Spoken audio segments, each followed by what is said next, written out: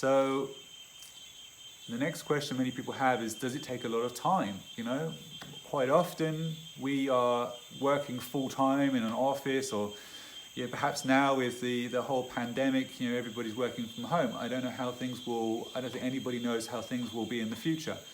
But quite often we've got only a certain amount of time in a day to do things like the garden, okay?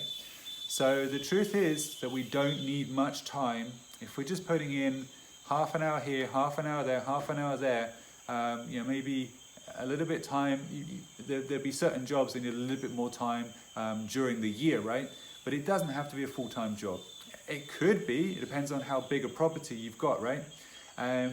But for most people to produce enough food for their family and then to have food that they can store for other parts of the year, doesn't have to be that you have to produce every single percentage of the total food from your family.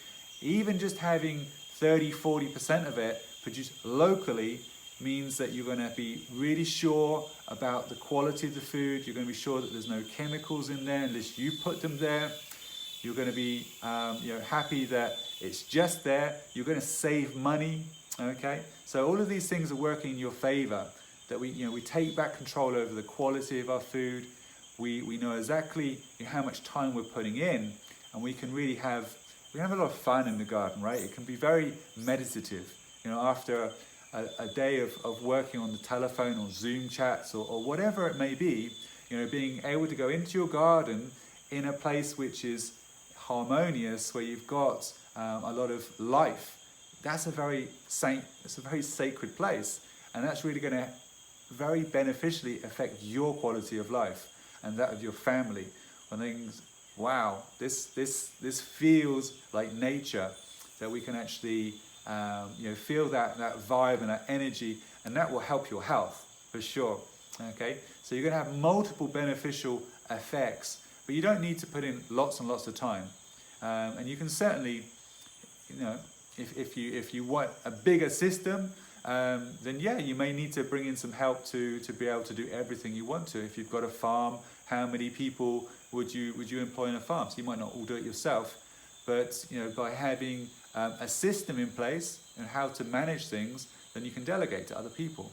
Okay, we're not, generally speaking, in permaculture, we're not specialists. We are able to have an overview, and then when we need a specialist, we know basically what the job is, so we can then tell them good instructions. Okay, I want this done, this is why I want it done, and they're going to, okay, got it, boom, yes, I can do that. No, I can't do that. I know somebody can. Okay, so we work with other people as well, and that's really important. Even in thinking about our communities and how we can work with other people. For example, maybe you're driving to the vet. You've got a problem with your animal, so you go to the vet, and on the way back you go past the organic fruit store.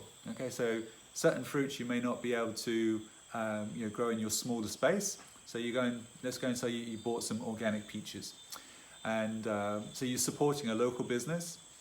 Hopefully those peaches are relatively local to you as well. We're not looking to import things from overseas too much.